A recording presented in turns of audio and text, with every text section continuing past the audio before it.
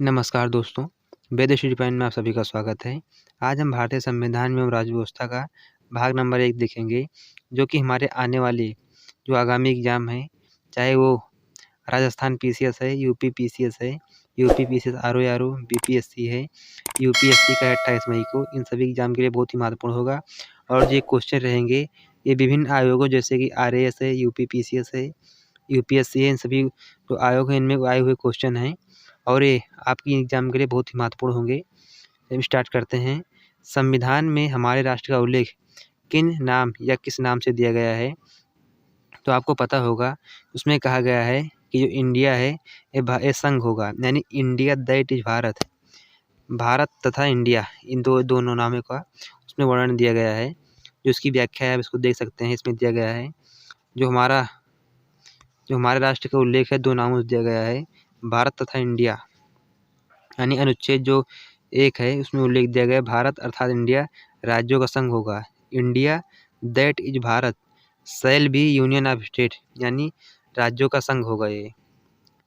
लेकिन जो ये राज्य हैं, जो संघ है, किसी राज्य का समझौता नहीं है ये। जैसे कि यूएस था, यूएस जो है वो राज्यों के समझौते से बना हुआ है, इसलिए वहाँ पे देखते होंगे आप 2 नागरिकता है। वहाँ पे जो सुप्रीम कोर्ट है वो हर राज्य का अलग सुप्रीम कोर्ट है। हाई कोर्ट के बगल ही सुप्रीम कोर्ट भी बना है हर राज्य में वहाँ पे। जो 50 राज्य हैं वहाँ पे, इस तरह है वहाँ पे। तो क्वेश्चन नंबर 2 है, इसमें कहा गया है संविधान के प्रथम अनुच्छेद में भारत को क्या कहा गया है?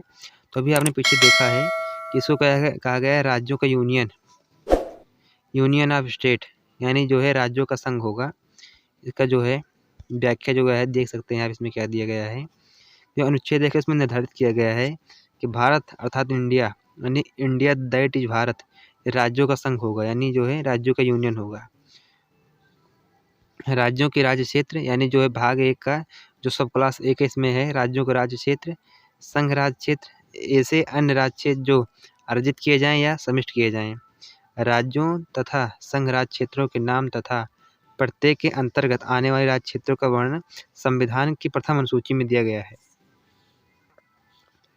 क्योंकि आप जानते होंगे कि हमारे जो संविधान है इसमें 395 अनुच्छेद हैं, 22 भाग हैं और 12 अनुसूची हैं।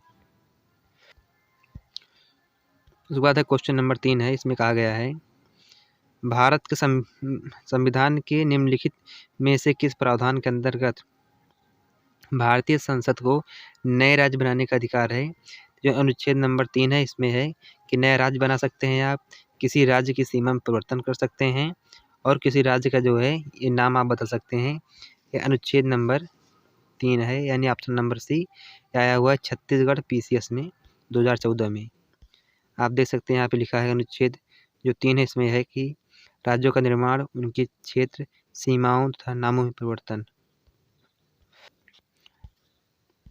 नए राज्य गठन की शक्ति किस में निहित है? तो ये आपको पता होगा कि ये जो शक्ति है ये संसद में निहित है हमारे। अगर आपने वीडियो को लाइक नहीं किया तो वीडियो को लाइक कर दें और चैनल को जरूर सब्सक्राइब कर लें, ताकि आने वाली वीडियो आपके पास सबसे पहले पहुंच जाए। और वीडियो जो है बहुत ही आपके लिए फ़ायदेमंद होगी। और इससे संबंधित जो विस्तृत है, आप इसी में आप जो प्लेलिस्ट बनी हुई है इंडियन पॉलिटी, वहाँ पे आप जाके जो भाग 1 है उसका पूरा जो विस्तृत ब्यौरा है आप वहाँ पर देख सकते हैं। उसकी थ्योरी जो है यहाँ पे प्रैक्टिस सेक्शन चल रहा है, आपके आने वाले एग्जाम के लिए बहुत ही महत्वपूर्ण होगा ये। जो भारत है, भारत के संविधान के अंतर्गत निम्नलिखित में से किसको राज्य की सीमाओं को परिवर्तित करने की शक्ति प्रदान है? तो इसको आपको पता होगा, ये है संसद। संसद को राज्य की सीमा, राज्य का नाम, जो उनका क्षेत्रफल है, इसको परिवर्तित कर सकते हैं, इनकी शक्ति उनको प्रदान है।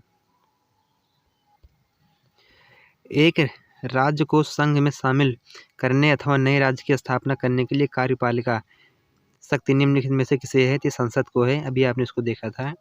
तो जो अगला क्वेश्चन है, भारत संघ के अंतर्गत किसी राज्य को मिलाने का अधिकार किसे है? तो ये भी आपने पता है संसद को है। किसी राज्य को मिलाना हो, क्षेत्रफल में परिवर्तन करना हो, नाम में परिवर्तन करना हो, इन सभी का जो अधिकार है ये राज्य के पास है, यानी संसद के पास है। अगर किसी भी राज्य में अगर परिवर्तन करना है, जिसका बिल है सबसे पहले कहाँ जाएगा? लोकसभा से स्टार्ट होगा मान लो, राज्यसभा से जहाँ भी स्टार्ट होगा, उसके बाद जाएगा ये राज्यसभा में या लोकसभा में जहाँ भी जाएगा, उसके बाद जाएगा राष्ट्रपति के पास, और राष्ट्रपति की पूर्व अनुमति से स्टार्ट होता है। फिर जिस राज्य में इसको परिवर्तन करना होता है उस राज्य में जाएगा। फिर ये वो राज्य चाहे तो सहमति दे या न दे, लेकिन जो करना है वो हो जाएगा संसद को। तो सिर्फ एक मात्र वही रहता है कि फॉर्मेलिटी अदा करनी रहती है बस भेज के। जो अगला क्वेश्चन है, नए राज्यों के निर्माण के बारे में कौन सा कथन सही नहीं है? जो है संसद विधि द्वारा नए राज्य का निर्माण कर सकती है, यह सही है। इस प्रकार की विधि में संविधान की पहली अनुसूची और चौथी अनुसूची में संशोधन का प्रावधान है, ये भी सही है। ये जो प्रावधान है, इस प्रकार जो विधि है, अनुच्छेद जो है 368 के प्रयोजन के लिए संविधान का संशोधन समझा जाएगा, ये गलत है। क्योंकि आप जो अनुच्छेद 4 उसमें देखेंगे कि जो अनुच्छेद 2 अनुच्छेद 3 में परिवर्तन होगा, ये अनुच्छेद 368 के तहत नहीं माना जाएगा। इस प्रयोजन के लिए विधेयक संसद में तब तक पूरा स्थापित नहीं किया जा सकता है जब तक कि राज्य के विधानमंडल को निर्दिष्ट नहीं किया गया हो, जिससे कि क्षेत्र की सीमा में नाम का परिवर्तन का इसका जो प्रभाव पड़े। तो ऑप्शन नंबर जो सी है यहाँ पे सही है, क्योंकि जो अनुच्छेद 368 है, इसे जो संशोधन है समझा जाएगा। क्योंकि अनुच्छेद जो 2 और 3 है, इसमें कहा गया है कि जो भी संशोधन होगा ये 368 के अंतर्गत नहीं आएगा। उसके बाद है, एक नया राज्य बनाने के लिए जो संवैधानिक संशोधन के लिए कौन सा बहुमत होना चाहिए? तो ये एक साधारण बहुमत होना चाहिए बस। आप देख सकते हैं जो ऑप्शन नंबर ए है, साधारण बहुमत वही होना चाहिए बस। तो ऑप्शन नंबर इसका ए है, यही सही है। साधारण बहुमत की जरूरत होती है, यहाँ पर किसी जरूरत नहीं होती है। एक नया राज्य बनाने सृजित करने के लिए विधेयक को पारित होना अनिवार्य होता है। तो आपको पता होगा ये, अभी आप पीछे क्वेश्चन देखे थे साधारण बहुमत से। जो अगला क्वेश्चन है, भारत संघ नहीं है। किसी भी राज्य का क्षेत्र सीमा नाम उसकी सहमति के बिना भी परिवर्तित करने की शक्ति संघीय संसद को प्राप्त है। जो ऑप्शन नंबर डी है ये सही है यहाँ पे, क्योंकि जो ए है गलत है। क्योंकि जो भारत है एक संघ है, यानी आप देखे होंगे, यानी यूनियन कहा गया है। वहीं जो है ये है ऑप्शन नंबर जो डी है, यानी आर सही है। तो ये सही है आर की जो राज्य है वो सहमति दे या न दे, लेकिन संसद जो है जब उसका जो विधेयक पारित हो जाएगा तो अपने आप पास मान लिया जाएगा। आप देख सकते हैं यहाँ पे अनुच्छेद 1 के अनुसार भारत राज्यों का संघ है। किसी राज्य के क्षेत्र सीमा नाम में परिवर्तन हेतु राज्य के विधानमंडल का विचार प्रकट करना अनुच्छेद 3 के परंतु के तहत अपेक्षित है, किंतु इस संदर्भ में राज्य विधानमंडल के विचार संसद पर बाध्यकारी नहीं है। अतः संसद बिना राज्यों की सहमति के भी ऐसा कर सकती है। अर्थात ए गलत है और आर सही है। जो क्वेश्चन नंबर 12 है इसको देखते हैं। संवैधानिक जो प्रावधान के अनुसार राज्य की सीमाओं को बदलने के लिए किसकी सहमति की आवश्यकता नहीं है? तो राज्य की। जो राज्य है वो कुछ नहीं है, समझो सिर्फ एक कठपुतली सी मात्र है। यहाँ पे एनसीईआरटी में देखते होंगे कि जो राज्य है कटोरा लेके केंद्र के पास खड़ा रहता है। एनसीईआरटी के जब आप शुरुआत में खोलते हैं तो निम्नलिखित में से कौन एक राज्य नए राज्य के निर्माण के लिए संवैधानिक उपबंध नहीं है? जो ऑप्शन नंबर, किसी राज्य का क्षेत्र उसको बढ़ाकर, घटाकर या नाम का परिवर्तन करके एक राज्य संघ राज्य क्षेत्र शामिल कर सकेगा। तो जो ऑप्शन नंबर यहाँ पे डी है, यही गलत है। कि जो है भारत जो संविधान है अनुच्छेद 3 में के अनुसार कहा गया है, इसमें किसी राज्य की सीमा बदलने, नाम, नए राज्य का निर्माण या उनके नाम में परिवर्तन करने का जो अधिकार है केवल संसद को है, न कि किसी राज्य के क्षेत्र को है ये अधिकार जो है। तो आप देख सकते हैं अगला क्वेश्चन, निम्नलिखित में से कौन सा संविधान अनुच्छेद 3 के तहत संसद के एक कानून द्वारा संभव नहीं है? जो है संसद, कौन सा संविधान इसमें है, कौन सा संविधान के अनुच्छेद 3 के तहत संसद के एक कानून द्वारा संभव नहीं है? तो नए राज्यों का गठन है, क्षेत्र का परिवर्तन ये भी है, और जो राज्य की सीमा परिवर्तन ये भी है। लेकिन जो ये है नए राज्यों का प्रवेश, ये अनुच्छेद 2 में दिया गया है, 3 में नहीं है ये, इसलिए ये गलत है। यहाँ पे आप देख सकते हैं नीचे दिया गया है कि जो है अनुच्छेद 3 के तहत है नए राज्यों का निर्माण, क्षेत्र, सीमा में परिवर्तन है वहीं, लेकिन जो अनुच्छेद 2 है उसके तहत है कि संसद विधि बनाकर भारत में नए राज्यों का प्रवेश कर सकती है और उनकी स्थापना कर सकती है। जो अगला क्वेश्चन है, इसमें कहा गया है कि निम्नलिखित कथनों पर विचार कीजिए और दिए हुए कोड की सहायता से बताइए कौन सा सही है। संविधान में यूनियन ऑफ स्टेट शब्द का प्रयोग हुआ है क्योंकि भारत राज्यों को अलग होने का अधिकार नहीं है। यस के इधर आयोग ने राज्यों के पुनर्गठन हेतु भाषा के आधार की अपेक्षा प्रशासनिक जो सुविधा है उसकी वरीयता दी थी। पंडित जवाहरलाल नेहरू, सरदार पटेल और पट्टाभी सिद्धरमैया अध्यक्ष में कांग्रेस कमेटी राज्यों के पुनर्गठन में भाषाई जो आधार है उसके पक्ष में थे। तो यहाँ पे कौन सा ऑप्शन सही है? तो यहाँ पे सी ऑप्शन नंबर सही है, क्योंकि जो है तीनों सही है यहाँ पे। इसको आप देख सकते हैं, इसकी व्याख्या भी आगे है, ये देख सकते हैं इसकी व्याख्या जो है। डॉक्टर अंबेडकर के शब्दों में अगर कहा जाए तो यूनियन ऑफ स्टेट का अर्थ होता है संघ राज्य जो है समझौते का परिणाम नहीं होने के कारण किसी भी राज्य को संघ से विलग होने का अधिकार नहीं है। यूनियन ऑफ स्टेट का मतलब ये होता है कि जो भी राज्य हैं ये संघ से अलग नहीं हो सकते हैं। जो यस के धैर्य 1948 में बना था ये आयोग, भाषाई आधार को न मानते हुए इन्होंने प्रशासनिक आधार जो आधार है उसको वरीयता दी थी। वहीं जो JVP कमेटी बनी हुई थी 1948 में, इन्हें नेहरू, पटेल और जो पट्टाभी सिद्धारमैया हैं 1949 को इन जो प्रस्तुत की थी, इनमें कहा गया था जो राज्यों का पुनर्गठन है ये भाषा का जो आधार था इन्होंने उसको अस्वीकार कर दिया था। लेकिन जो श्री रामल्लू थे उनकी मृत्यु के बाद जो कांग्रेस के अच्छे नेता थे, सबसे पहले भाषा का आधार 1953 में भाषा के आधार पर सबसे पहले अरुणाचल प्रदेश गठन हुआ था। भारतीय संघात्मक व्यवस्था के संदर्भ में निम्नलिखित में कौन सा कथन सही है? भारतीय संविधान के अंतर्गत राज्यों को संघ से अलग होने का अधिकार नहीं है। अलग होने की मात्र वकालत करने पर अभिव्यक्ति की स्वतंत्रता को उसकी सुरक्षा मिलेगी। तो जो ऑप्शन नंबर ए है यही यहाँ पे सही है, जो बी है गलत है। आप देख सकते हैं नीचे, भारत का जो संविधान है राज्यों के संघ की स्थापना की गई है। इसमें राज्यों से जो संघ हैं वो अलग होने का अधिकार नहीं रखते हैं। जो राज्य हैं कभी अलग नहीं हो सकते। संघीय जो हैं संसद ही संघ में नए राज्यों का प्रवेश या उसकी स्थापना कर सकती है तथा राज्यों के क्षेत्र, सीमाओं या नाम में परिवर्तन कर सकती है अथवा राज्य के भागों को अलग कर सकती है, मिला सकती है, इसका निर्माण कर सकती है, परंतु संविधान के तहत किसी राज्य को संघ से पृथक कर सकने का अधिकार नहीं है। इसलिए ऑप्शन नंबर जो 1 है ये सही है यहाँ पे।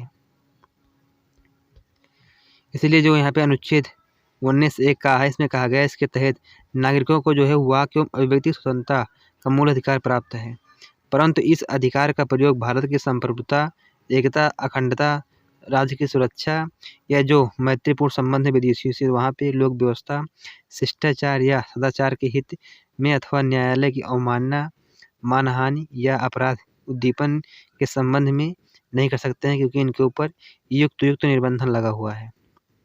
तदनुसार भारत से अलग होने की मात्र वकालत करना ही संबंधित जो विधि है के तहत अपराध माना जा सकता है कि जो भारत की संप्रभुता है, समझो इस पे ये हमला कर रहे हैं, इसलिए इनको उठा के अंदर झोंक दिया जाएगा। राज्य पुनर्गठन आयोग 1 नवंबर 1956 में कितने राज्य तथा संघ शासित प्रदेश थे? उस समय थे 14 राज्य और 6 संघ शासित प्रदेश थे उस समय। उसके बाद जो अगला क्वेश्चन है, 1956 में राज्य पुनर्गठन आयोग द्वारा राज्य और संघीय क्षेत्रों की स्थापना कितने हुई थी? तो आप अभी देखे हैं, इसमें थे 14 राज्य थे और 6 संघ शासित प्रदेश थे, क्योंकि उस समय जो था ABCD 4 जगह बटा हुआ था देश, हमारा जो देश है। भारत में कितने राज्य और संघीय प्रदेश हैं? तो यहाँ पे इनमें दिया नहीं हुआ, क्योंकि उस समय 2 थे, 14 और 6 थे, इसलिए यहाँ पे उपस्थित नहीं है। और प्रश्नकाल के दौरान संविधान की प्रथम अनुसूची के अनुसार भारत में 28 राज्य और 7 संघ शासित प्रदेश थे, क्योंकि 2002 का पेपर है ये। लेकिन जब तेलंगाना बना था तो 29 राज्य और 7 संघ शासित प्रदेश थे, लेकिन जो उसके बाद जब पुनः जब जम्मू कश्मीर और लद्दाख को संघ क्षेत्र घोषित कर दिया गया, तो इसके उपरांत 28 राज्य और 9, अगर आज वर्तमान में देखा जाए तो 28 राज्य हैं और 9 यूटी हैं। जो अगला क्वेश्चन है यहाँ पे, तेलंगाना राज्य बन जाने के बाद भारत में जो राज्यों की संख्या कितनी हो गई थी? ये हो गई थी 28। ये 2014 में तेलंगाना का निर्माण हुआ था, आपको पता होगा। भारत में कितने यूटी प्रदेश हैं? तो ये हैं 8, 1996 में। कौन संघ राज्य क्षेत्र नहीं है? तो जो गोवा है ये नहीं है, और जो पुदुचेरी है ये भी है। दमन दीव, अंडमान निकोबार, ये सभी जो हैं यूटी हैं। किस राज्य की राजधानी का नाम स्वतंत्रता प्राप्ति के बाद अभी तक नहीं बदला गया है? तो यहाँ पे स्टार लगा हुआ है, 2005 में है। स्वतंत्रता प्राप्ति के बाद आंध्र प्रदेश की राजधानी हैदराबाद का जो नाम है अभी तक नहीं बदला गया है। यहाँ पे हैदराबाद ऑप्शन में है ही नहीं। 2 जून 2014 को तेलंगाना राज्य के निर्माण के बाद अगले 10 वर्षों के लिए अनधिक अवधि तक हैदराबाद के आंध्र प्रदेश और तेलंगाना के बीच संयुक्त राजधानी बने रहने का प्रावधान आंध्र प्रदेश पुनर्गठन अधिनियम 2014 के तहत किया गया था, तथा इस अवधि के बाद आंध्र प्रदेश की नई राजधानी होनी चाहिए। वर्ष 2020 में आंध्र प्रदेश विधानसभा द्वारा पारित अधिनियम के तहत 3 राजधानी जो थी, अमरावती थी, ये विधायी राजधानी थी। जो विशाखापत्तनम थी, ये कार्यकारी राजधानी थी।